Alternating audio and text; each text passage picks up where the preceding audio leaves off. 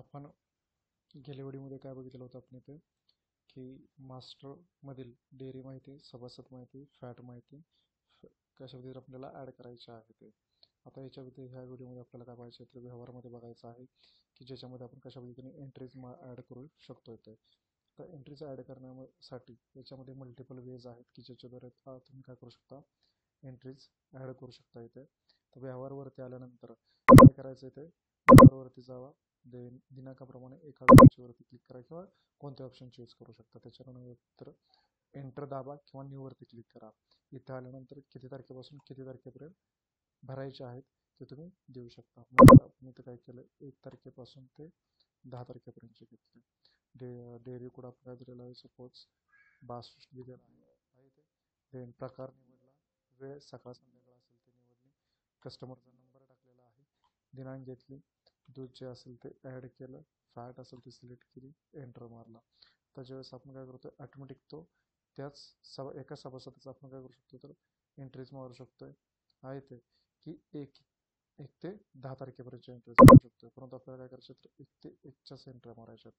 आलो खाली, तर इथे आल्यानंतर 2चे मारले आपण एंट्री, सपोज 2.200 वॉट एव्हर असेल आहे ते ऑटोमॅटिकली तो वरती गेला. म्हणजे किती तारखेपासून किती तारखेपर्यंत आपल्याला एकाच दिवसाचे मारायचे असतील तर आपण तो ऑटोमॅटिक पूर्ण काय आहे तर सिस्टीम आहे की 1 तारखेपासून 1 असेल तर एकाच दिवसाची तुम्हाला एंट्रीज इथं ॲड करू शकता तुम्ही इथे.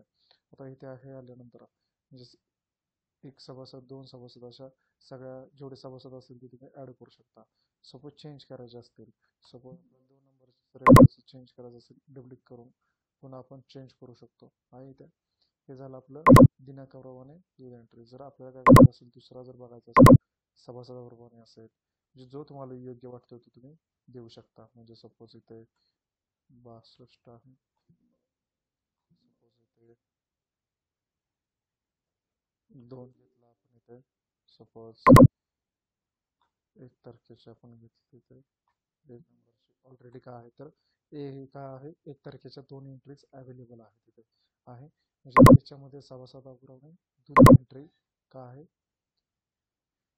जे जर तुम्हाला डेली एंट्रीज मारायचे असतील तर तुम्ही सभासदाप्रमाणे एका वेळेचे यूज करू शकता येते. अशा मल्टिपल काय आहेत तर एंट्रीज फॉर्म आहेत, त्याच्यात जो तुम्हाला सोपा जाईल एंट्री मारण्यासाठी तो तुम्ही यूज करू शकता.